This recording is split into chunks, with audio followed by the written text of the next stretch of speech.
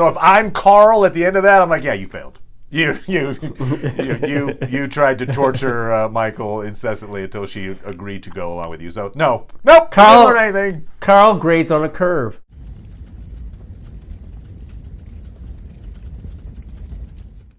Hey, Internet! It's Paul, it's Matt, the Dork Lords. We're here talking about Star Trek Discovery, Season 3, Episode 10, Terra Firma, Part 2. We open with Georgiou still in the Mirror Universe, throwing Mirror Michael into prison instead of executing her, Yes. trying to change the future. We end with the crew giving a memorial to Georgiou back on Discovery. Notes to the crew, she is actually alive.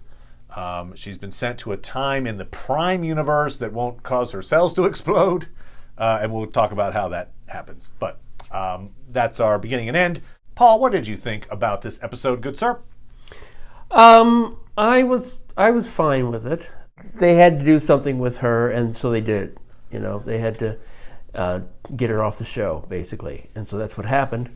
Considering the only goodbye with her character was Michael, that was probably fine. And now that she's off the show, it sort of like highlights the things that maybe I would have wanted her to accomplish on the show that she didn't. Oh, okay. Was there, for instance?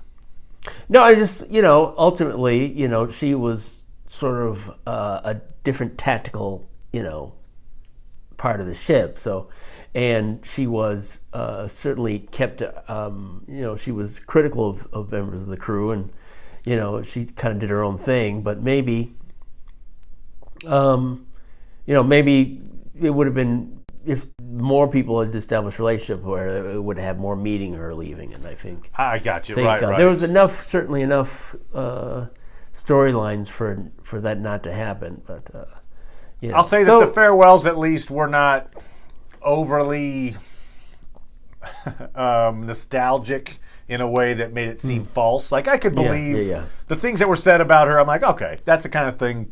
If you thought, I didn't really like her that much, but she's gone, and I want to tell everybody that I missed a fellow crew member. That's the kind of thing she would say. It certainly seemed realistic. Like, I think a lot of times when people have to say goodbye about their, sort of wrap up, like, oh, let me say something nice or something. You're like, that's what you have to say. Right. Right. So that felt appropriate in that way, I would say. Yeah.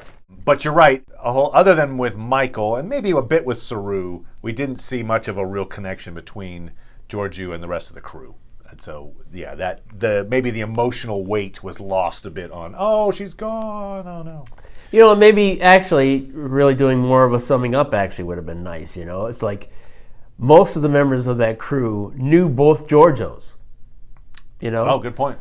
And so, even though they mourned the loss of the original Georgiou or their Georgiou, the extent to which, it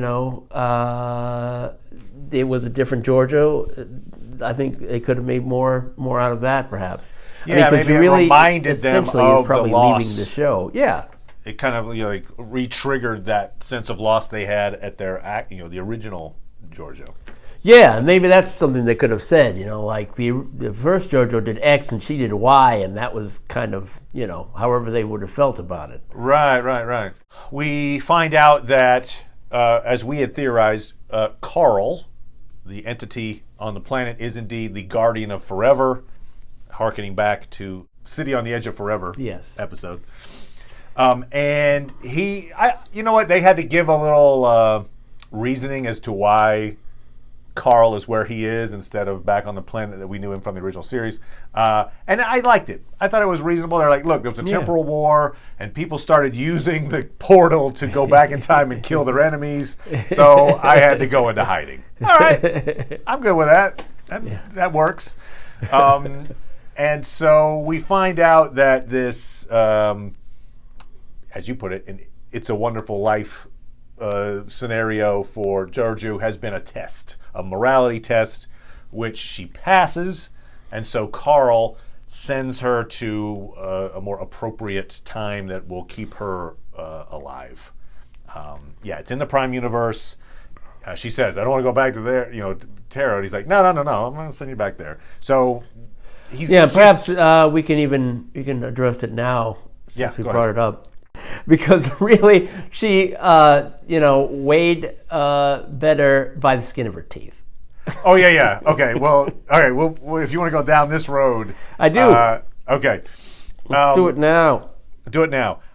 In many ways, I didn't get this episode, and I think it's because I have this like aversion to the rules of Mirror Universe. I appreciate the fact that look, you've got this opposite land where occasionally we get to see the goatee evil versions of the characters we know and love. Cool. That's a fun little romp.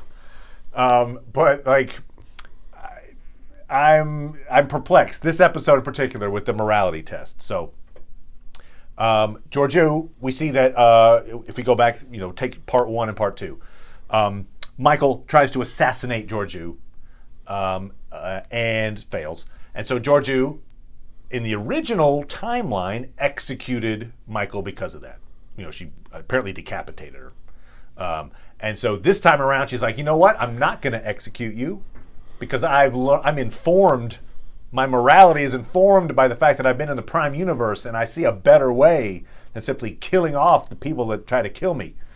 And so her solution is not, I'll execute Michael. It's, I'll brainwash Michael through torture over several weeks in an attempt to get her onto my side. And, to that I say, I don't think that's really morally better than executing her. And so if I'm Carl at the end of that, I'm like, yeah, you failed. You tried to torture Michael incessantly until she agreed to go along with you. So nope, Carl, didn't learn anything. Carl grades on a curve. He grades on the curve. Maybe Carl didn't see that part. Like he only watched the Saru part. He's like, oh, the Saru stuff. What? Oh well, I'm sure everything is. You're right. He's like, I got to take a pee break. Yeah. What did I? Oh, what? Oh, she's talking nice to Saru. All right. You know what? I think she passes. Yes, the Saru thing where she talked about the Vihari and she talked him through it. Okay, yes. Yeah. That was she was. He was like skimming through. He's like yada yada yada. Right. Torture, because that torture lasted a long time. So that's a like, majority of her time. They're like. That's a supervillain. That's what a supervillain does. It's like, I will brainwash you through torture until you love me. Like, oh, okay. But again, he's seen the Mirror Universe. Okay. So good point. In Mirror Universe terms, that's like, oh, look, you're only like 30% evil that way. Exactly.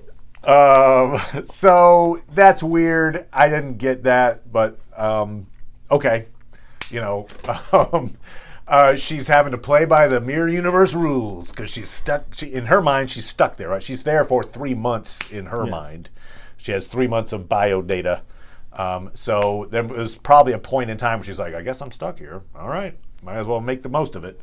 But that's not the nicest way to make. Also, pretty much everybody dies. Like, she kills Michael. Michael kills Saru her. still stays alive, though.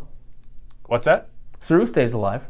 Saru's alive and Killy is alive. Yeah, But I believe. I think we're coming down to your real problem with the episode.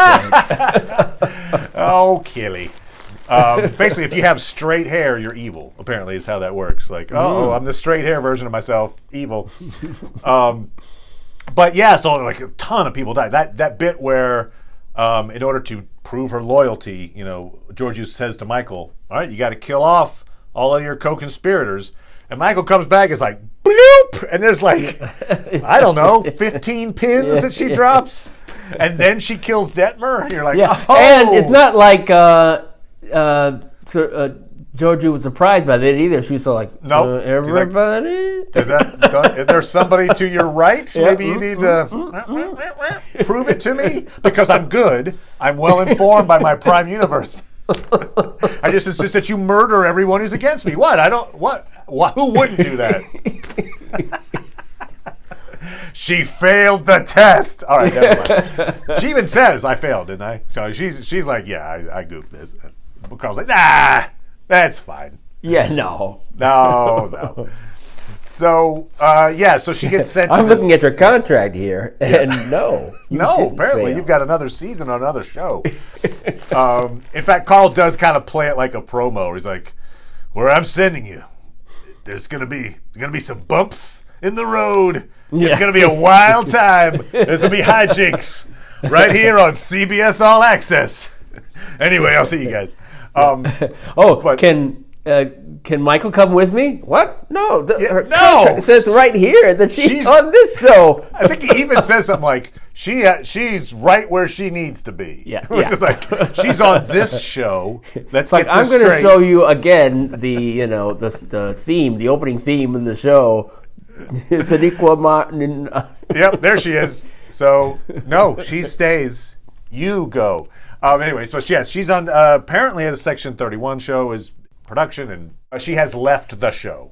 And that's another reason why it's not quite as the emotional weight isn't quite there, because we know, like, okay, that character is going to show up, next door, basically. We don't know what time in the Prime Universe she's going to end up. In what time period of Section 31 is going to be operating. The Section 31 is still not established, so why she wouldn't be there at its birth, I don't know why. I was a little disappointed that we didn't get Lorca. I mean, I get why they didn't, because they're like, this is I mean, you set yourself up for that. I knew he wasn't coming. It's very unlikely. Well, they keep name dropping him. I'm like, well, because he was involved with it. Sure. So you show him. That's all. No. Anyway, they didn't. They were like, look, we've tracked down Lorca's accomplice. And they pull in a guy and they arrest him. Now that could have been Lorca, right? Instead, it was like, no, we're not. We can't get Jason Isaacs. So. It's like, Lorca, would you? Whoops! Oh, I forgot to change that part in my script. Duggan, I think the guy's name was, or something. Yeah. Like, okay. No, he's very close to Lorca, and this is very similar to having Lorca here. We don't have a lot of non-Mirror Universe stuff happen, but there is a little bit. We see that Book trying to make himself useful. He uses some emerald chain technology to boost the sensors, yada yada, babble, and it helps them to access that Kelpian ship. Yes, that they were that was sending out the distress signal. So they've done that, but we haven't seen the data from that yet. Right. We do see in the trailer for next week that they learn that there is still a life form apparently on that ship, and so they are heading to the nebula to go to this Kelpian ship. The other thing we see from the Will Wheaton's Ready Room show is that when we come back next week, probably the very first scene will be a continuation of the memorial that the crew's having for Giorgio. And during the memorial, Gray shows up, reappears for Adira. They're reunited. We also see, after Book uses this Emerald Chain tech, we've got Admiral Vance holograms in to talk to Saru and kind of questions, is it a good idea to use this enemy tech? Does that mean you're like, oh, great, now they know where we are? Yeah. Or whatever, don't worry, I checked it. Yeah, Book's like, I checked it before I used it on my ship. You're like, okay, well, maybe they didn't care about your ship because you worked for them, but okay, anyway. Has everybody examined your ship to make sure that it's okay? Yeah, right. And are the two ships alike? Yeah, he's pretty confident, right, about that. I mean, I'd be at least, I'd hedge my bets a little bit. Yeah. Like, I checked it. I'm pretty sure it's not a... Well, I mean, if the writers cared, I think they would have had, we looked at all the things, and seen that it's okay. We've checked it. Right. We could have had somebody back him up. And yet they didn't. Well, we do see in the trailer for next week that when they arrive at this, I assume it's when they arrive at this Kelpian ship, they're like, oh, there's an incoming ship. It's armed or something like that. And so there's somebody has figured out where they are and has tracked them. Now, who that is, whether it's Emerald Chain, whether it's Admiral Vance, I don't know. I'm still like, I'm not 100%, but I'm like, that conversation he has with Saru extended out from the, I it question certainly feels like they're setting us up for something. Right. It seems in an episode that had a lot of stuff happening in terms of like the mirror universe and all that stuff, it was kind of an incidental conversation. And you're like, why are you putting this in here? It feels like they're laying the groundwork for a character moment from Vance. Now, what that character moment is, whether it's a turn into villaindom, whether it's like the Federation is at peace again, whatever, I don't know. But they're throwing him in for a reason, and there's only a couple episodes left. So, but the thing where he says to Saru, like, look, I know you didn't tell me about the Kelpian ship at first, and I can understand. You know what? If you were distracted because there was a Kelpie and you hadn't seen a Kelpie in a while, I understand. And Saru's like, no, that's not it. You're like, oh, okay. What that leaves off is, then what is it? Yeah. Then why didn't you tell me? He basically, Vance gives him an out. He did have a reason that he didn't express at that time, which is basically like, what do we have? We don't have that much information, so let's wait until we have more. But that got revealed in that conversation, because he says something like, I understand why you didn't do it, because he said something like, well, we were waiting for more data. But then it felt like Vance was trying to give him the out of like, look, I get it, you were distracted because it's a Kelpian. And Saru's like, yeah, I no, wonder if what they're setting us up for is Saru making a decision that, is more in favor of the Kelpians. Right. Either that or maybe or the opposite, which would be like Vance at some point decides to cut him off. I think there is conflict. I'm not saying necessarily that Vance is a villain, but I feel like the Vance's purposes will be at cross purposes with the Discovery in some way. I think it's coming. Makes sense. I've sort of forgotten why we care. Yeah, I mean, okay, so it's related to the burn, and this one ship is involved with it.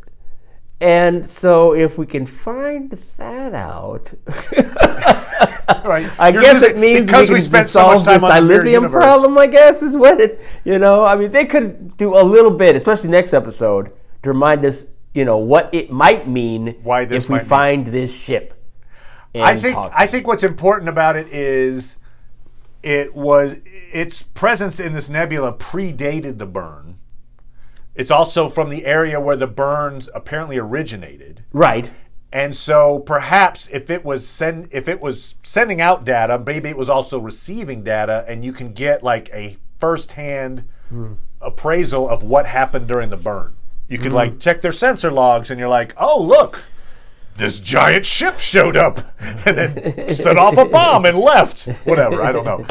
Right. I think maybe the idea of like that was a ship that was there and recording information in that vicinity at the time of the burn. I think, perhaps. Okay.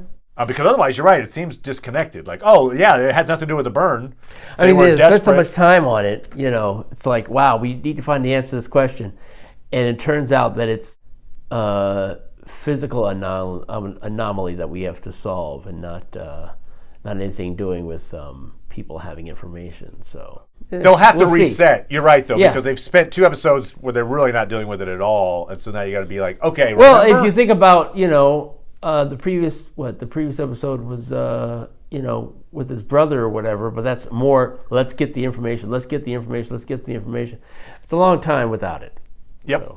So in the mirror universe, after the torture, and it seems to take effect, which actually it doesn't. Michael's playing Georgiou, but then Georgiou's playing Michael playing her. Yes. Okay. I never trusted you anyway. Oh, well, that's nice. But there's this bit with the fireflies. That was odd. I don't know. Anyway, but she was like, oh, you used to have night terrors. And, it's in typical mirror universe fashion. I missed it when you stopped having those night terrors. Because then I meant I couldn't go out in the field with you. Man, that mirror universe gets you every time.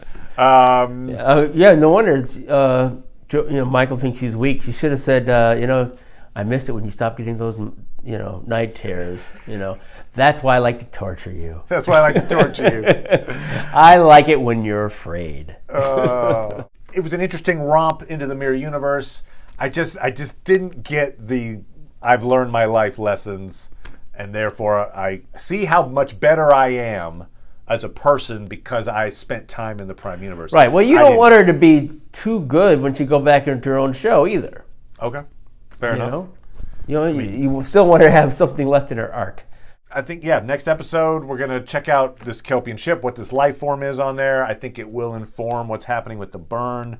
And that's going to leave us, after that episode, there'll be 2 episodes after that where obviously there's going to be some kind of a resolution to the burn based on what they learned. So, anyway, that's all I've got, good sir. Any other thoughts? All right. No. All right. Pretty much covers it. We'll be back talking about the season finale, the exciting season finale of Mandalorian. And we're coming back with The Expanse, season 5. I got some watching to do. Oh, and I've mistakenly said a number of times that this is the final season. It's not. Right. Season 6 will be the final season. Yes. Yeah. So, okay. Cool. Well, we'll be back for that. Thank you, as always, Paul. Appreciate it, sir. And we'll see you guys next time. Bye. Bye.